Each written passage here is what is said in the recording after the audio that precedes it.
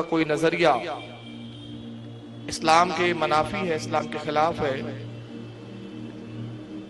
تو انتہائی ذمہ داری کے ساتھ میں عرض کر دینا چاہتا ہوں کہ قیامت آ جائے گی مگر اعلیٰ حضرت کا کوئی بھی عقیدہ، کوئی بھی نظریہ ایسا نہیں بتایا جا سکتا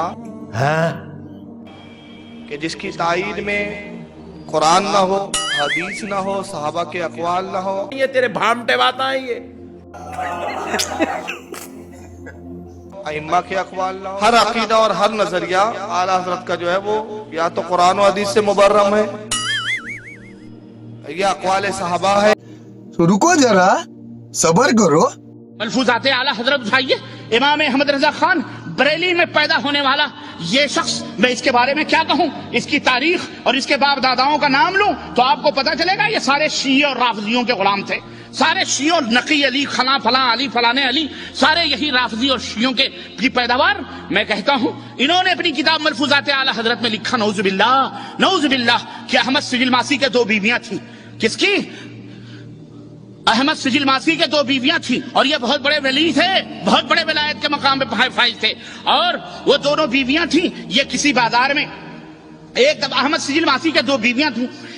ایک دفعہ ان کے پیر و مرشد شیخ عبدالعزیز دباغ، اور یہ شیخ عبدالعزیز دباغ، استغفر اللہ، پھر بات ہی الگ ہے، یہ تو ہر جگہ، ہر جناب علی جہاں بھی دیکھو، لالو شاہ، کتے شاہ، توتے شاہ، فلانے شاہ، ڈھکانے شاہ، سب چل رہے ہیں، یہ تمام موجود ہیں۔ ملفوظات اعلیٰ حضرت اٹھاؤ، اس کے اندر باقاعدہ احمد رضا خان صاحب نے لکھا ہے احمد سجل ماسی کی 2 بیویاں۔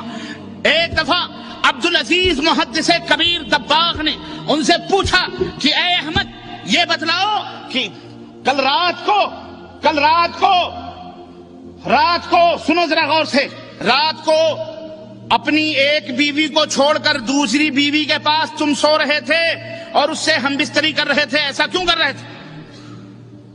کہا حضور وہ سو رہی تھی، 2 بیویاں تھی، ایک سو رہی تھی دوسرے کے پاس، میں سو رہا تھا اسی کمرے میں، ایک ہی کمرے میں۔ کہا کہ وہ سوتی نہ تھی، وہ سوتے میں جان ڈالی تھی، یعنی یوں ہی جھوٹی آنکھ بند کر کے لیٹی تھی۔ حضرت عبدالعزیز دباغ، کہا حضور رات کی اتنی تاریکیوں میں، رات کے اتنے 12-2:30 بجے تقریباً یہ کارکرم ہوتے ہوں گے لوگوں کے، آپ کو کیسے معلوم ہوا کہ میری ایک بیوی اسی کمرے میں تھی جو سوتی نہ تھی، سوتے میں جان ڈالی تھی؟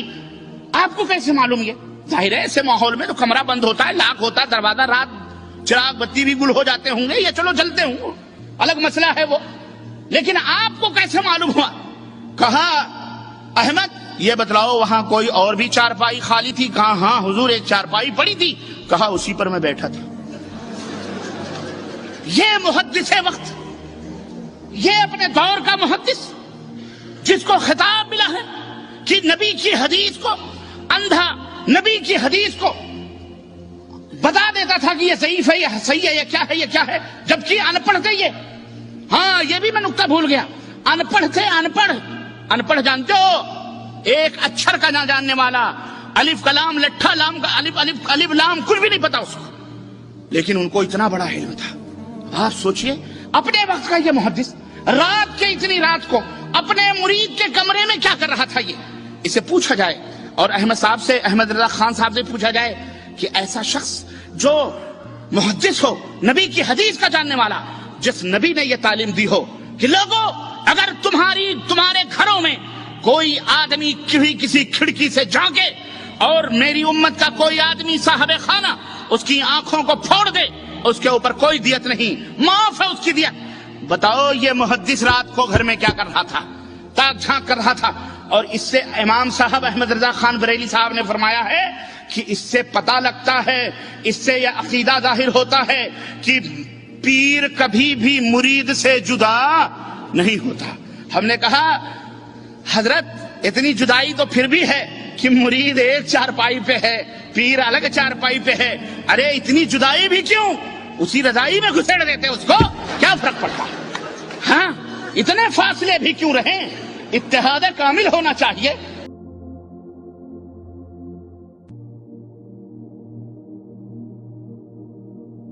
نظریہ اعلیٰ حضرت کا جو ہے وہ یا تو قرآن و حدیث سے مبرم ہے یہ اقوال صحابہ ہے